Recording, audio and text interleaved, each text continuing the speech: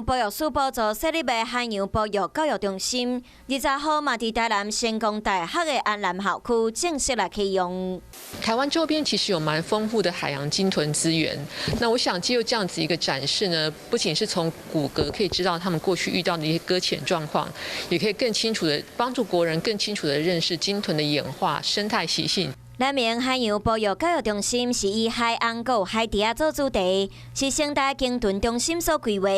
展览品当中，还有捌伫西门路起步的抹香翁的骨头标本。团队希望透过这个展品，让大家会当更较熟悉相关的知识。我身后这一只就是2004年1月24号在这个云林台西死亡搁浅的抹香鲸，所以这个物件是非常重要的物件。我们希望说透过这种最大的抹香鲸的骨头的展示，然后基本上以它为核心，然后把其他物件介绍给大家。中心未来会提供小规模团体报名的方式来予民众参观，透过静态和动态展览，予参观的民众会使熟悉海底啊，还有海洋的生态。